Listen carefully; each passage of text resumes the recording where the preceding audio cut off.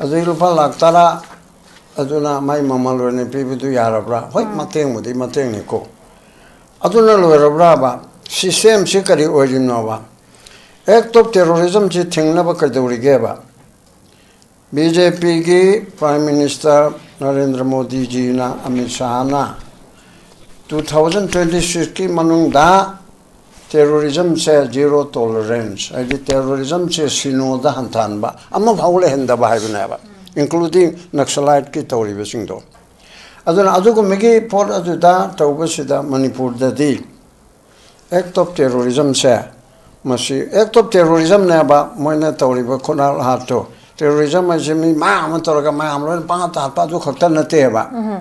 ꯃꯤ ꯑꯃꯗ ꯃꯤꯑꯣꯏꯕꯒꯤ ꯀꯩꯅꯣ ꯅꯠꯇꯕ ꯂꯣꯟꯆꯠ ꯑꯃꯗ to strike terror in the minds of the people ꯍꯥꯏꯕꯅꯦꯕ ꯃꯤ ꯑꯃ ꯅꯠꯇ꯭ꯔꯒ ꯈꯔꯗ ꯑꯀꯤ ꯇꯨꯖꯨꯡ ꯐꯪꯅ ꯀꯤꯍꯟꯕ ꯊꯛ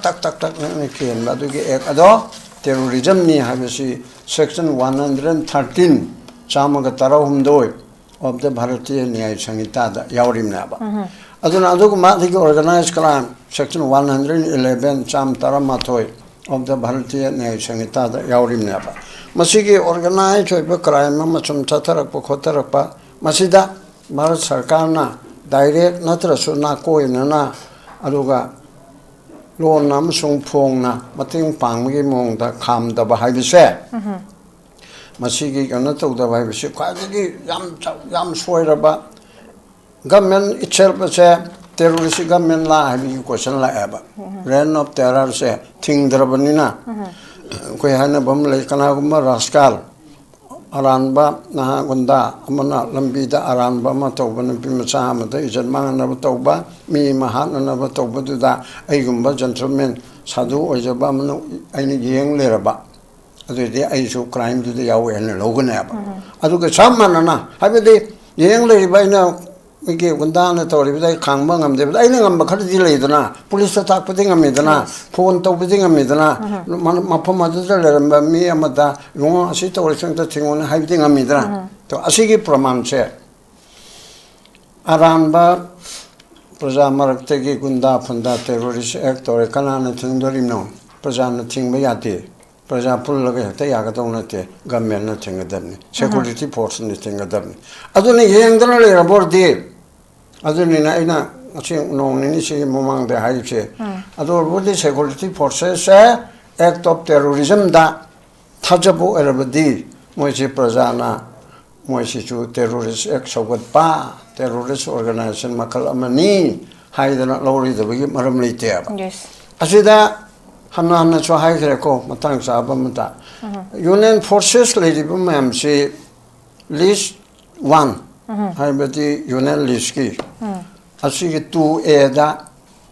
central government agent when required state amada armed forces mayam thabangami adigi list 1 gi list 2 gi state list ki 1 da su law and order ki yauri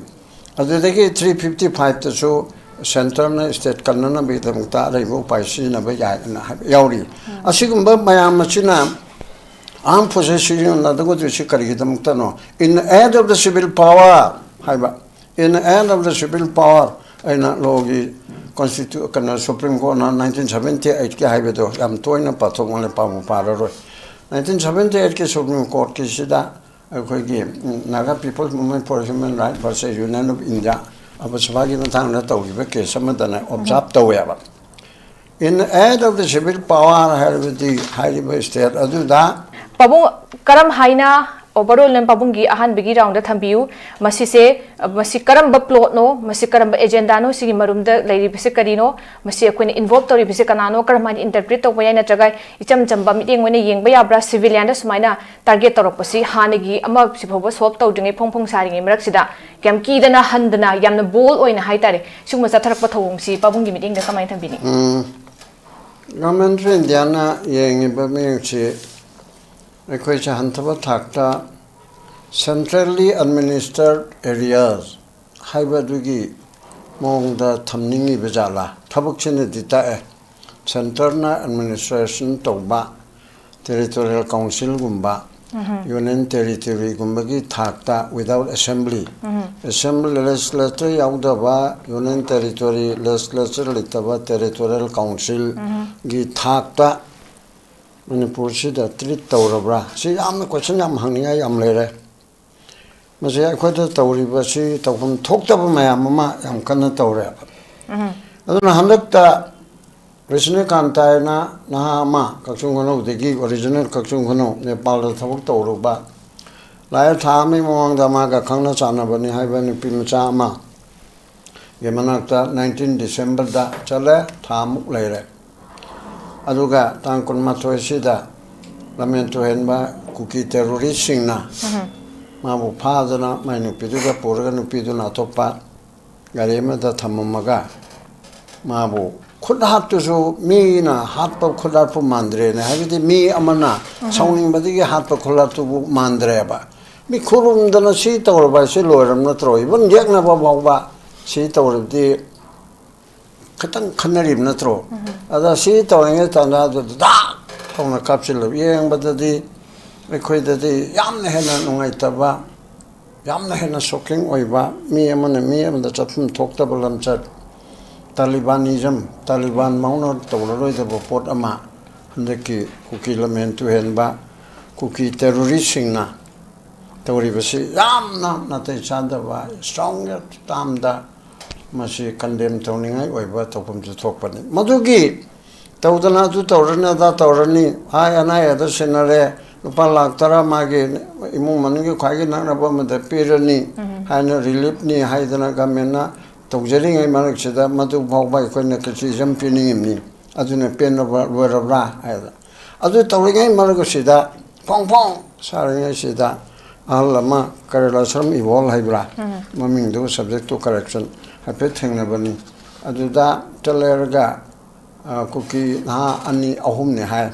Aduna Tore Erga, Maitena, Cookie, Lamdala, Koyabra, what is our Shallow, a quiggy, Alaman singer, Matakta Chinta Kasi, and I have the man, Namna Karo, police station, and Naknaramale. Adugi do the outpost. Aduda, what is as you could say, and a car in the Konavata would do that. Adum Chingiba, Kona Sherpia, no Pai Hebra. Aduda Suno, I tabum no Paraga, the tent or a Karno Karno, police station, a pile Palaga. Maralibra, Litabra. Option Libra, saying Bara, Carino, something. Canoma de Locum talk through.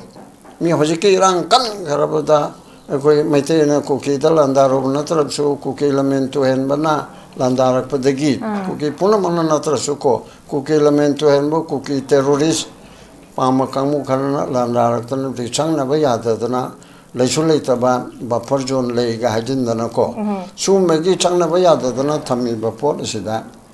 Adugumba, crime mamma talk with the Iraelina, oh, the Dinamatomona Tora Nuka Heraga, a Puchega and High Pucha, the Tabutas Dre. I don't know, my Toraga to Boport Shida. I couldn't am the question hanging I lay about. Again, the second take to show, and I listen about Yarabra, Kalaguma Misham Karana, Prazasanati Pelambia. As the Lupa Tara, Aduna, my mamma, and people to Yarabra, what Mating with the Matenico. Aduna Luraba, system Sikari Ojinova. Act of terrorism, she think never Kadurigeva. BJP Prime Minister Narendra Modi Jina Amit Shahana 2026 Manung Da terrorism says zero tolerance. I did terrorism says Sinoda Hantanba. I'm of Howle Hendaba never, including Naxalite Kitori Visindo. Aduna Aduku Migi Port Aduda Taubasida Manipur Dadi. Act of terrorism say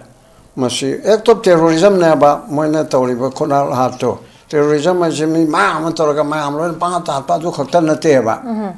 Me, Mada, Muibiki, Kano, Nataba, Lonchat to strike terror in the minds of the people live never. Me, Amanatraga, Karada, Aki Tujung Pangna, Kihanba, Tak, Kihanba, Ado, terrorism ni Havasi, section 113, Chamagatara Humdoi of the Bharatiya Nyaya Sangitada, Yaurim Naba. Aduna Adugumati organized crime, section 111, Cham Taramatoi, of the Bharatiya Nyaya Samhita yaurimneba. Masigi organized oiba crime amachum chatharakpa khotarakpa masida Bharat Sarkarna direct natrasu na koinana aduga loan amasung phongna mating pangmagi mongda khamdaba haibise masigi kana tawdaba haibise khwajigi yam soiraba government itself se terrorist government la habi question la aba reign of terror se thingdrabanina koi hana bam le kana gumma rascal aranba na gunda amana lambida aranba ma tawbana pimacha amada ijan mangana tawba mi mahana na tawba duda aigumba gentleman sadhu ojaba amana aini yeng leraba adudi aisu crime duda yawe ene logana ba aduga sammanana habidi yeng leriba ina 이게 군다는 또리비다 강방함데다 아이는 뭐 카드 딜레이드나 police takpati ngamidana phone tawpati ngamidana maphamadadar mi amada ronga asi tawrisangta thingona haibti ngamidana to asigi pramanche aranba praja maraktegi gunda phunda terrorist act or kanana thingdorimno praja na thingba yate praja pullaga heta yagadonate government na thingadabni security force ni thingadabni aduni yengdana le raborde adunina aina aching nongni si momang de haipse ador bodi security forces act of terrorism da thajabu erabdi moisi prajana moisi chu terrorist act sogat pa terrorist organization makal amani haidana lori de bagi maram leite aba yes asida hanna cho haidre ko matang sa abamta union forces lady bam si list 1 하이버디 유엔 리스키 아시기 2A다 central government agent when required state amada armed forces mayam tabangami adagi list 1 gi list 2 gi state list ki 1 dasu law and order ki yauri adagi 355 dasu central na state kanana bi tamta raibo paisi na ba yauri asigumba mayam china armed forces na dago to no in the end of the civil power in the end of the civil power aina logi constitute kana supreme court na 1978 ke haibedo yam toina pathong le pamu pararo 1978 ke supreme court ke sida khoi gi naga people's movement for human rights versus union of india abaswagi na thang na tawi be ke samadana observe tawya in the end of the civil power haibedo haibe state aduda okay public order not only law and order na kar machane ko achoba athabani volume public order asi maintain tonana bi damukta darkar le security forces singa se masi madu ke chapchaba civil power da mateng pangna thabani haireba adugum bagi thaba da swai da interpretary haitaba da una interpretation je akhoi di kanamte gi machang nate neither cookie nor maite michang nate ga na CRP na tra asam mai puna sometime hai beta ba adu moide neutral oina ba lapro neutrally state government shigi makha dal civil authority district magistrate deputy commissioner district amagi civil administration to da police ta mateng pangna bana ba chief minister office ta phamna na banate benga na banate adu gi tonga le jare moidi police ka loina na chalaga operation tawba adu gi kari topam tokpa punamak tu tawba aduga miyam tinba public meeting ma oraga na madu ngak pu gedana executive magistrate ama yaure raga nome kapi matang dana tu tawba ai loina mak paira bana ba adu matakta koina haining da report amasu leirim na amposit cell power section masigi mayokta masi manipur chalabi aro haidana aina kanna hairaga lakpanina masi lei haidana madu insin badinate moidadi piriya ba manipur mose ke hairiba mafam singche amposit cell power section leibana ba amposit cell power section generally masi amuba lo ne koina pamde haibiduna amani ko moida shakti do in the end of the civil power the periba power to ga apasapagi section 4 the moi the periba madu baina sogat panate ai mana haibedi chumdaram jani maram da idea apasapagi mayok talak panina adu moi shakti de bu yanida adu yamna periba pot adu ekoni kalim to ngamde haidana later pot buffer zone na haraga somtang modana lengjom da nongmaina somda onchela paduna thingdaba somde gi changne to badana buffer zone ni kaina haiba sigumba mayam sina ꯑꯩꯈꯣꯏꯁꯦ ꯃꯤ ꯅꯠꯇꯕꯒꯤ ꯃꯑꯣꯡꯗ ꯑꯗꯨꯒ ꯌꯥꯝꯅ neglect ꯆꯥꯕ ꯅꯦꯒ꯭ꯂꯤꯖꯦꯟꯁꯀꯤ symbol ꯑꯃ ꯍꯥꯏꯇꯥꯔꯗꯤ ꯃꯅꯤꯄꯨꯔꯁꯨ ꯑꯣꯏꯔꯦ government of ꯏꯟꯗꯤꯌꯥꯅ ꯂꯣ ꯑꯦꯟ ꯑꯣꯔꯗꯔꯗ ꯄꯕ꯭ꯂꯤꯛ ꯑꯣꯔꯗꯔꯗ ꯋꯥꯌꯦꯟ ꯁꯥꯁꯣꯟꯗ ꯄꯨꯔꯥ ꯅꯦꯒ꯭ꯂꯦꯛ ꯇꯧꯋꯦ ꯍꯥꯏꯕꯁꯦ ꯏꯟꯗꯤꯌꯥꯒꯤ ꯃꯅꯨꯡꯗ ꯑꯗꯨꯒꯨꯝꯕ ꯃꯐꯝ ꯑꯗꯨ ꯑꯃꯨꯛꯇꯪ ꯌꯦꯡꯅꯤꯡꯉꯤꯒ ꯍꯥꯏꯔꯕ ꯒꯣ ꯇꯨ ꯗ ꯃꯅꯤꯄꯨꯔ ꯃꯅꯤꯄꯨꯔ ꯍꯥꯏꯕꯁꯦ ꯏꯟꯗꯤꯌꯥ ꯒꯣꯔꯃꯦꯟꯅ ꯄꯨꯔꯥ ꯅꯦꯒ꯭ꯂꯦꯛ ꯇꯧꯕ ꯃꯐꯝ ꯑꯃ ꯍꯥꯏꯕꯗꯨꯁꯨ ꯑꯣꯏꯔꯦ ꯍꯥꯏꯗꯅ ꯍꯥꯏꯗꯣꯔꯤꯕꯅꯦꯕ ꯑꯗꯨꯅ ꯍꯧꯖꯤꯛꯀꯤ ꯂꯩꯔꯤꯕꯁꯤꯗ ꯃꯣꯏꯅ ꯀꯔꯤꯒꯨꯝꯕ ꯍꯣꯔꯦꯟ ꯍꯥꯏꯒꯦ ꯇꯧꯕꯅꯤ ꯍꯧꯖꯤꯛ ꯅꯤꯡꯁꯤꯡꯉꯤꯉꯩꯗ ꯍꯥꯏꯍꯧꯔꯒꯦ ꯃꯈꯣꯏꯅ ꯁꯤꯒꯨꯝꯕ ꯒꯚꯔꯟꯃꯦꯟꯠ ꯑꯣꯐ ꯏꯟꯗꯤꯌꯥꯅ ꯉꯥꯛꯄ ꯉꯝꯃꯔꯣꯏꯗꯕ ꯑꯣꯏꯔꯗꯤ ꯀꯅꯥꯒꯨꯝꯕꯅ ꯂꯥꯎꯔꯛꯏꯗꯅ ꯑꯁꯤꯗ ꯑꯩꯅ ꯁꯖꯦꯁꯟ ꯑꯃ ꯇꯧꯅꯤꯡꯉꯦꯕ ꯑꯩꯈꯣꯏꯒꯤ ꯃꯇꯝ ꯈꯔꯒꯤ ꯃꯃꯥꯡꯗ ꯑꯩꯈꯣꯏꯒꯤ ꯀꯩꯅꯣꯗ ꯁꯜꯋꯥ ꯖꯨꯗꯨꯝ ꯍꯥꯏꯕ ꯑꯃ ꯁꯠꯇꯤꯁꯒꯔꯗ ꯈꯨꯠꯂꯥꯏ ꯄꯥꯏꯕ ꯃꯤꯂꯤꯁꯤꯌꯥ ꯑꯩꯈꯣꯏꯒꯤ ꯌꯪ ꯇ꯭ꯔꯥꯏꯕꯦꯜ ꯌꯨꯠ ꯃꯌꯥꯝ ꯑꯁꯤꯅ ꯈꯨꯠꯂꯥꯏ ꯄꯥꯏꯔꯒ ꯅꯛꯁꯂꯥꯏꯠꯀꯤ ꯏꯟꯁꯔꯖꯦꯟꯁꯤ ꯅꯛꯁꯂꯥꯏꯠꯁꯤꯒꯤ ꯃꯥꯌꯣꯛꯇ ꯊꯦꯡꯅꯅꯕ ꯍꯣꯠꯅꯕꯗ ꯒꯣꯔꯃꯦꯟꯅ ꯌꯥꯏꯑꯕ ꯑꯃꯤꯠ ꯁꯥꯍꯅ ꯌꯥꯏꯑꯕ ꯃꯗꯨ ꯍꯟꯗꯛꯇ ꯚꯥꯏꯁ ꯄ꯭ꯔꯦꯁꯤꯗꯦꯟꯒꯤ ꯃꯤꯈꯜꯗ ꯑꯗꯨꯒꯤ ꯁꯨꯄ꯭ꯔꯤꯝ ꯀꯣꯔꯠꯀꯤ ꯖꯁ ꯀꯥꯍꯧꯗꯕꯗꯣ ꯑꯗꯨꯅ ꯁꯜꯋꯥ ꯖꯨꯗꯨꯝꯁꯤ ꯀꯛꯊꯠꯂꯦꯕ ꯌꯥꯔꯣꯏ ꯄꯕ꯭ꯂꯤꯛꯅ ꯄ꯭ꯔꯖꯥꯅ ꯈꯨꯠꯂꯥꯏ ꯄꯥꯏꯕ ꯌꯥꯔꯣꯏ ꯁꯔꯀꯥꯔꯅ ꯇꯧꯔꯤꯕꯁꯤ ꯂꯥꯜꯂꯤ ꯍꯥꯏꯅ ꯀꯛꯊꯠꯄꯗꯣ ꯃꯥꯅ ꯁꯥꯎꯋꯦꯕ ꯑꯗꯨꯗꯤ ꯃꯅꯤꯄꯨꯔꯗꯗꯤ ꯒꯚꯔꯟꯃꯦꯟꯠꯅ ꯉꯥꯛꯄꯤꯕ ꯉꯝꯃꯔꯣꯏꯗꯕ ꯑꯣꯏꯔꯕꯣꯏꯗꯤ ꯁꯜꯋꯥ ꯖꯨꯗꯨꯝꯒꯤ ꯁꯨꯃꯥꯏꯅ ꯑꯩꯈꯣꯏ ꯇ꯭ꯔꯦꯟ ꯇꯧꯕ ꯅꯍꯥꯔꯣꯜ ꯃꯌꯥꯝ ꯑꯃ ꯒꯚꯔꯟꯃꯦꯟꯠꯅ ꯇ꯭ꯔꯦꯅꯤꯡ ꯄꯤꯔꯒ ꯀꯔꯤ ꯇꯧꯅꯕ ꯀꯨꯀꯤ ꯇꯦꯔꯣꯔꯤꯁ ꯃꯣꯏꯅ ꯅꯝꯊꯕ ꯉꯝꯗꯦ ꯍꯥꯏꯔꯤꯕ ꯄꯥꯔꯇꯤꯀꯨꯂꯔ ꯇꯦꯔꯣꯔꯤꯁ ꯒ꯭ꯔꯨꯞꯁꯦ ꯃꯁꯤ ꯅꯝꯊꯅꯕꯒꯤꯗꯃꯛꯇ ꯃꯅꯤꯄꯨꯔꯗ ꯁꯜꯋꯥ ꯖꯨꯗꯨꯝ ꯀꯧꯕꯒꯨꯝꯕ ꯑꯃ ꯂꯤꯡꯕ ꯗꯔꯀꯥꯔ ꯂꯩꯕ꯭ꯔꯥ ꯐꯣꯔ ꯑꯦꯛꯖꯥꯝꯄꯜ ꯆꯍꯤ 2008-9ꯗ ꯑꯣꯏꯔꯤꯅꯤ ꯍꯩꯔꯣꯛꯇ ꯊꯥꯕꯜ ꯆꯣꯡꯐꯝꯗ ꯃꯤ 4 ꯍꯥꯠꯂꯦ ꯍꯥꯏꯕ꯭ꯔꯥ ꯁꯣꯛꯍꯜꯂꯦ ꯍꯥꯏꯕ꯭ꯔꯥ ꯇꯧꯈꯤꯕ ꯑꯃ ꯂꯩꯕꯗꯒꯤ ꯍꯩꯔꯣꯛꯀꯤ ꯄ꯭ꯔꯖꯥ ꯃꯌꯥꯝꯗ ꯍꯧꯔꯛꯇꯅ ꯚꯤꯂꯦꯖ ꯚꯣꯂꯨꯟꯇꯤꯌꯔ ꯑꯃ ꯑꯩꯈꯣꯏꯅ ꯉꯥꯛꯆꯔꯅꯤ ꯍꯥꯏꯅ ꯇꯧꯅ ꯈꯔ ꯂꯩꯔꯒ ꯑꯩꯈꯣꯏꯒꯤ BDF ꯑꯩꯅ ꯑꯣꯜꯂꯦ ꯊꯧꯕꯥꯜ ꯗꯤꯁꯇ꯭ꯔꯤꯛꯀꯤ ꯈꯛ ꯑꯣꯏꯔꯝꯃꯦ ꯍꯧꯖꯤꯛꯇꯤ ꯃꯅꯤꯄꯨꯔ ꯄꯨꯝꯕ ꯆꯤꯡ ꯇꯝ ꯄꯨꯝꯅꯃꯛ ꯑꯁꯤ ꯑꯣꯏꯔꯦ ꯃꯤ 10,000-500 ꯂꯩꯈꯠꯂꯛꯑꯦ ꯇꯣ ꯁꯤꯒꯨꯝꯕꯒꯤ ꯃꯑꯣꯡꯗ ꯑꯁꯤꯒꯨꯝꯕ ꯚꯥꯔꯠ ꯁꯔꯀꯥꯔꯅ ꯃꯅꯤꯄꯨꯔ ꯁꯔꯀꯥꯔꯅ ꯑꯩꯈꯣꯏꯒꯤ ꯁꯦꯀꯨꯔꯤꯇꯤ ꯐꯣꯔꯁꯦꯁꯁꯤꯡꯁꯤꯅ ꯂꯩꯔꯤꯕ ꯀꯨꯀꯤ ꯂꯝꯃꯦꯟ ꯇꯨꯍꯦꯟꯕꯕꯨ ꯑꯣꯏꯔꯗꯤ ꯃꯩꯇꯩ ꯑꯣꯏꯔꯁꯨ ꯀꯜꯂꯣ ꯍꯥꯏꯔꯣꯏ ꯃꯩꯇꯩꯅ ꯇꯦꯔꯣꯔꯤꯁ ꯇꯧꯔꯁꯨ ꯀꯜꯂꯣ ꯍꯥꯏꯔꯣꯏ ꯇꯦꯔꯣꯔꯤꯁ ꯍꯥꯏꯕꯁꯤꯗꯤ ꯖꯥꯠ ꯀꯨꯆꯨ ꯙꯔꯃ ꯃꯨꯁꯂꯤꯝ ꯇꯦꯔꯣꯔꯤꯁ ꯃꯩꯇꯩ ꯇꯦꯔꯣꯔꯤꯁ ꯀꯨꯀꯤ ꯇꯦꯔꯣꯔꯤꯁ ꯍꯥꯏꯅ ꯈꯥꯏꯕ ꯅꯠꯇꯦ ꯇꯦꯔꯣꯔꯤꯁ ꯑꯥꯔ ꯇꯦꯔꯣꯔꯤꯁ ꯑꯗꯨꯒꯨꯝꯕ ꯃꯊꯣꯡ ꯃꯔꯝ ꯈꯪꯗꯅ ꯇꯝꯊꯤꯅ ꯃꯤꯌꯥꯝ ꯃꯤꯄꯨꯟ ꯇꯧꯕꯁꯤ ꯁꯔꯀꯥꯔꯒꯤ ꯐꯣꯔꯁꯦꯁꯅ ꯊꯤꯡꯕ ꯉꯝꯃꯣꯏꯗꯕ ꯑꯣꯏꯔꯗꯤ ꯁꯔꯀꯥꯔꯅ ꯂꯅꯥꯏ ꯑꯣꯏꯅ ꯑꯁꯤꯒꯨꯝꯕ ꯄ꯭ꯔꯥꯏꯚꯦꯠ ꯃꯤꯂꯤꯁꯤꯌꯥ ꯇꯧꯕꯗꯗꯤ ꯁꯔꯀꯥꯔꯅ ꯇꯧꯒꯗꯕꯅꯤ ꯁꯔꯀꯥꯔꯒꯤ ꯑꯌꯥꯕ ꯌꯥꯎꯗ꯭ꯔꯒꯗꯤ ꯌꯥꯔꯣꯏ BDFꯀꯤ ꯇꯥꯏꯞꯇ ꯑꯗꯨꯒꯨꯝꯕ ꯒ꯭ꯔꯨꯞ ꯑꯃ ꯁꯦꯝꯃꯦꯔꯒ ꯐꯔꯦ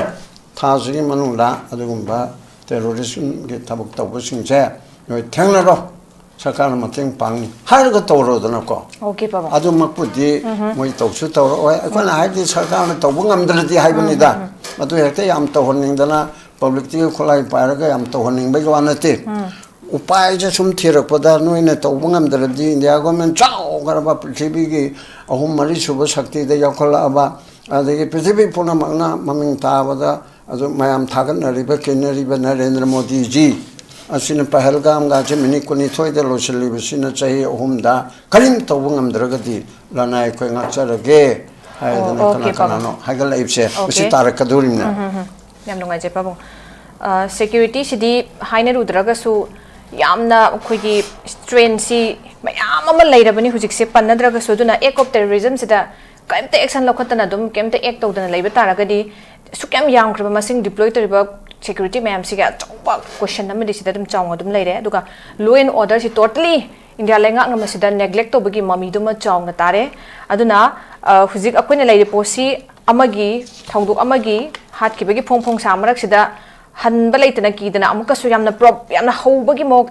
ꯃꯑꯣꯡꯗ ꯍꯥꯏꯇꯥꯔꯦ ꯑꯗꯨꯃꯥꯏꯅ ꯇꯧꯔꯀꯥꯟꯗ ꯑꯩꯈꯣꯏꯒꯤ ꯑꯃꯨꯛ ꯐꯥꯅꯕ ꯑꯃꯨꯛ ꯍꯣꯠꯅꯔꯝꯕ ꯁꯤꯒꯤ ꯄꯣꯠꯁꯤꯅꯤ ꯂꯥꯛꯏꯁꯦ ꯑꯗꯨꯅ ꯍꯧꯖꯤꯛꯁꯤ ꯂꯩꯔꯤꯕ ꯄꯣꯠꯁꯤ ꯇꯁꯦꯡꯅ ꯍꯥꯏꯔꯀꯥꯟꯗ ꯁꯤꯚꯤꯂꯤꯌꯟꯗ ꯗꯦꯂꯤꯕꯔꯦꯠꯂꯤ ꯃꯁꯤ ꯇꯥꯔꯒꯦꯠ ꯇꯧꯔꯛꯄ ꯄꯣꯠꯁꯤ ꯀꯃꯥꯏꯅ ꯌꯦꯡꯕ ꯌꯥꯏ ꯍꯥꯏ ꯀꯥꯟꯗ ꯍꯥꯟꯅꯒꯤ ꯃꯃꯥꯡꯒꯤ ꯊꯣꯛꯈꯤꯕ ꯁꯤꯈꯤꯕꯒꯤ ꯋꯥꯐꯝꯗꯨꯁꯨ ꯄꯣꯂꯤꯇꯤꯀꯦꯜ ꯂꯤꯚꯔꯦꯖꯀ ꯃꯔꯤ ꯂꯩꯅꯕ ꯑꯗꯨꯒꯨꯝꯕ ꯀꯣꯑꯣꯔꯗꯤꯅꯦꯇꯦꯗ ꯏꯐꯔꯠ ꯂꯥꯏꯅ ꯋꯥꯍꯪ ꯆꯥꯎꯅ ꯍꯪꯉꯤ ꯀꯔꯝꯕ ꯇꯔꯅꯤꯡ ꯄꯣꯏꯟ ꯑꯣꯏꯅ ꯍꯪꯅꯔꯤ ꯍꯧꯖꯤꯛ ꯐꯥꯎꯕ ꯃꯌꯥꯝꯅ ꯃꯥꯒꯤ ꯃꯣꯠ ꯄꯤꯅꯔꯤ ꯑꯈꯪ ꯑꯍꯩꯁꯤꯡꯅ ꯍꯥꯏꯇꯥꯔꯦ ꯑꯗꯨꯅ ꯑꯗ ꯄꯥꯕꯨꯡꯒꯁꯨ ꯃꯃꯥꯡꯗ ꯊꯝꯕꯤꯈꯤꯕ ꯇꯣꯇꯂꯤ ꯑꯩꯈꯣꯏꯒꯤ ꯂꯣ ꯑꯦꯟ ꯑꯣꯔꯗꯔꯁꯤ ꯅꯦꯒ꯭ꯂꯦꯛ ꯇꯧꯕꯒꯤ ꯃꯃꯤ ꯑꯃ ꯆꯥꯎꯅ ꯊꯥꯏ ꯚꯦꯔꯤ ꯑꯟꯐꯣꯔꯆꯨꯅꯦꯠ ꯑꯗ ꯍꯧꯖꯤꯛꯁꯤ ꯁꯤꯒꯨꯝꯕ ꯃꯈꯜꯒꯤ ꯔꯤꯀꯔꯤꯡ ꯚꯥꯏꯑꯣꯂꯦꯟꯁ ꯑꯗꯨꯝ ꯊꯣꯛꯂꯛꯄ thokpa loiram loi party na ama loining ama kam thokchelakpa sigumba sigi reflection haidare mayam ama sidai sida akoi gi involve tawrise kanano state na thidok na bagi mami kadai fawba tari kamai thambining babu yam tume adai matang dani akoi gi sason tawre bese ani tadana mapan dagi lakpa ramdas ka bumna igi mung manung sa lai bese lam hela bai sa oktaba BJP ko ba mongda heta haire ko atom isani dana ma do phuraga mana aibu seba to bonati khar phagani haibedi lakaduri ba government do yam pharani haibana taba the hojik university mitop na role to bana ba masida governor dagi chief secretary advisor DGP home laiba mam se maka small secretary secretary ko macha kharana tana aduna ramdas na igi chaksung da chak thong da imung manugi sabai khangi ponam ga simana sin bedune ba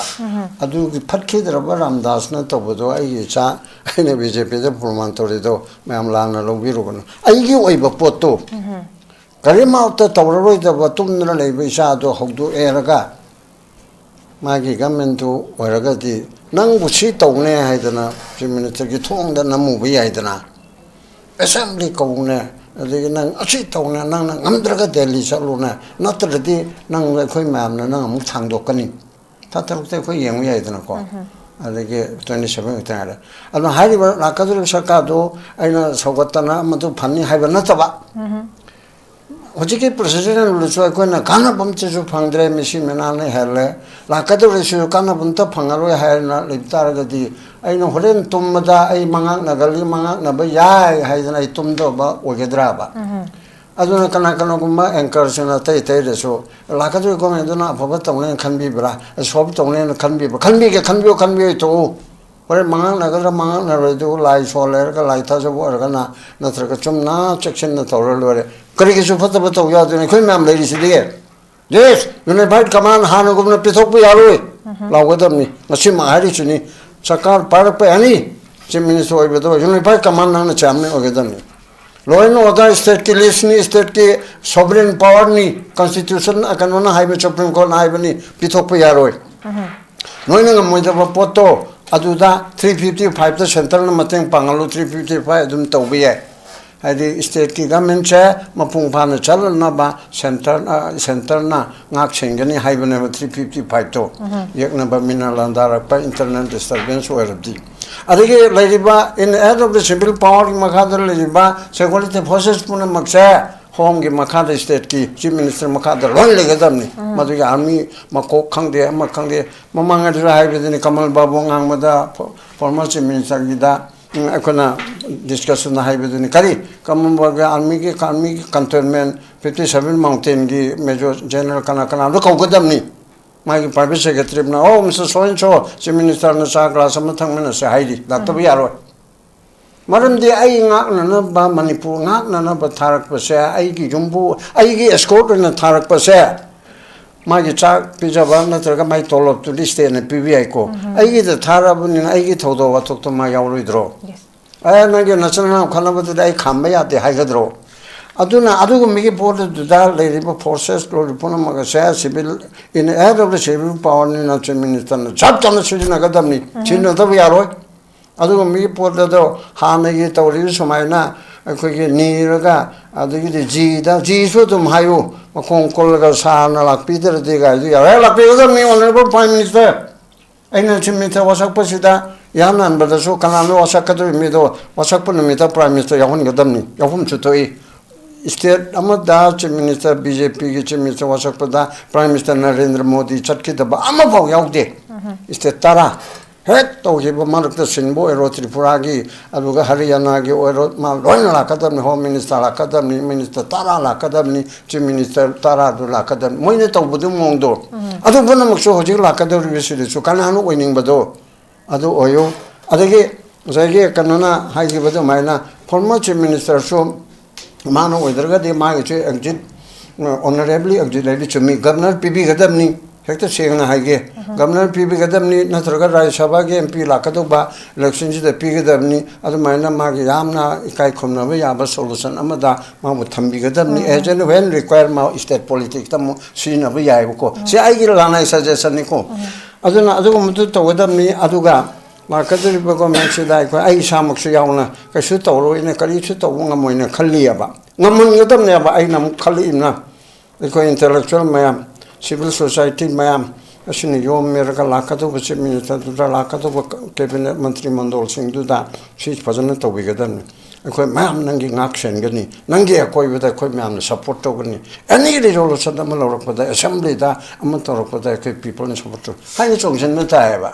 aduna tan hai roina nang na bu kari tawdin yeng le di chu to ra ko yausen ba ta ba maram di BJP se kono la kam cher so ai khoi ni Congress se kono la kam cher so ai khoi ni CPI se MPP se Manipur le ba political party bun se Manipur praja gi ne ba moi lak ama ni party yauri ba mi adu khaki BJP na te adu khaki Congress na ai punam ke moi kathol ta wi abro moi MLA ching kathokar ta wi abro adu kathokar ne hek to bada jon 18 ningsing gadam ni Nepal ningsing gadam ni adu mak taw ni haiba na te ko aduna hairi ba mayam sida Pulamagasi Oherna Sagi Sason later, Ama later, terrorist na do Diana Habisida, a Quena Kami Togani, people give Menama, Jun Kuntataro, Aigalunda, 18 double, Adon the Kudong Chabam Leredna, Kokomi, Amsuma Tate, Mayam Namating Pangaga, IDP Singing Pangaga, Kariaba, July, July, the 100 Tagi Kuntramatoy. Rachau barelimi laka gireli ma oyaningi madu kanana sin ma ma ge kalede adu da loine tokpio organization puna masiri jom chinda na ko kanai go tabuji democratic movement non violence aina yaba mongda mi laka yana impan gi maya se de challerga lorak pada meeting tawdna mi amne si pami haibisi Kendra Sarkar da central government da kangan me chumya ba adu natana sisida yadre ne hairga sumlei ba adu ri ge hairi phone makshe machi pangthok na bi dam ta khoi ge MLA sing khoi ge sarkar sema ga sarkar do active o hang gadam ni mayam na sena gadam ni hani government chamja thi ka pi bi ara ma gi mi thaw happy corruption to bi खराबुदे तुम तो उन्हें thing बंगम दबे यार other side को नहीं check तो कदम ने बात लोग आमने ये रोल बता चाहे मैं आमने चुका ना अपील तो बता तांग कुंतरो जनवरी कुंतरो रिपब्लिक डे की ममांग दा हाना ना अंडरग्राउंड यावरम बा हविती कोई रब तो पा चाहे तारा भारबा कुन भारबा मचा मचो अदरी की मसू बहुले रब मी कोकतना कराई तो नॉले ले बनोंग नी दा तो देने चेक करेगी ना मसी तो वो चुमदे क्राइम तो रमबदी act of terrorism tauramabdi thau pulu ai mantung ne tawadamni nata dana ko gi haine bi ma chai ka gi mamang de gi mamang dasu dungai 26 January loram dai sida humni marini waling da hana mamang de oram pe le mamang de pipa UNLF te wai kel adu da oram sing nang ngatang la o mi gi macha matu macha pakhang pharabdo ko we na sai wari sa ya ba si tawbi ga no police around to the pow lao was what pado papun to the pow azuna taba in the tamna may in the leraba which make besen purgi mam cannot to the side laure konge as missing a higher character happy you could be your I say my young with them tony and issue with that say berender na happy to mina extortion horan chinti as the namdunum sakaiba lang mga peter of day a same underground ground of rakang deer Kulai Paraga, Siki Tobama, Mayamum Yaure, Masi, Masen, Masi Togonosi. As the day among the Nupino Pa Canabada, Mesang Changdana, as they didn't pick it on time and Pishanana, Duto, the Vitro Palak, Manga Picket the Bani, Piro the Bani, Haiba, the can get case non low in Collet over that, which you put the Katang Paramale. Hanayam complaint or me, I took a come up something when I can get thing ye, Sito, Chigumba, my arms, I quite was already prudent to the communist in there. Manipur me or Libra me, State or Libraba, Sason Lady Braba, see in Eraga. Told that I'm not a silly evening. I did poverty line the Lyra Haliba, Tubum, Nopam, Hendaba, Mutoba, Aduga Hayen, now your की चफूद तौद मैना मैं vote पुला पैसा लेरगा नंगे नंगे थब हापीगे नत्रग लिंग मंगा पीबीगे अगोदे पीउको असीद पांथबसु याउदरीबनेब अदुना शांतना कमना नोमा हाइबदा निंसिंगेबा अखोय लोइनमक एमएलए मैमची इंथोरसी मोमेंट और हाइबदा मोइद संगदना लेरमबसे यांगलेबा असिके को खंगजी होजिकी लेरिबसिदा बीजेपी बु आइना हुनबा पार्टिकुलर नते सासन पाइरिबा असिना मथकी सेंट्रल लीडरशिप ना खोइदा तौबिरिबा बीजेपी मणिपुर की बीजेपी दा तौबिरिबसे असिकी येंगगा अखोय अमुक्तंगदी मिट पांगमजु कोना यावगेसो यावबियो नोइना सुमाइना मसी जनवरी थासी मनुंदा फेब्रुवारी थासी मनुंदा सुमसुमसी तौबिदरबदी अखोयदी तोए हाइदना बाबो तौबेबा अनु हिरोय लोइबदा ने सरकार सेमनेन तौरिबदो फबयाय फतबयाय अनि तोमदी हेरी मरमदि अदु नत्रगदि मोइना खुदक्ते इलेक्शन दि कसे तौर अरोयबा ओइ रोइदबा पोल ओइरबोदि अनि आउ सेमसनु सेमेरगा सरकार दो प्रजागा खंगेदना ममांगी आई नाउ बिरेन तौगिबदा मैमने पेंद्रे माबु थबुक तोहंद्रे हाइरेदना अदि प्रेसिडेंट रूल लाएदना लाक्पसिन मैम पेंद्रेदना अदुगा मु लाकदोरिबना आइसु ngamjade ने हाइरगदि नो होया अदुना लाकदोरिबा तोमदि हेरिदो चाप चाना आइन के मतुंग इना मागी पार्टी की लीडरशिप ना हाइबो खोटपसु मथांग मथांग मतुंग इने इंगनी अदु लेपा की थोरकपा काददि compromise तौरोइदबनी हाइबो वफम सुमाइना थमजगे ओके पाबुंग थैंक यू सो मच याम फजना पाबुंग असु थंबिरे रोल ऑफ द स्टेट मरुइना अदुगा खुगी पॉपुलर गवर्नमेंट अमा हुजिक मैम चिंगनेरिब एप्रेंशन मैम अमा लैबा व्हाट इफ अमु खलक तारगदी कई करम अहेन बा अदुगा हमु अमु तागद्रा हाइबसे लाहनगतौबनी अदुगा विथ द सपोर्ट ऑफ अखोय मैम के सपोर्टिकल वइना मतिंग लैबा सोना ngमहनबा मु ओइगतौबनी हाइबगी याम स्ट्रांग पॉइंट पाबुंग के थंबिरे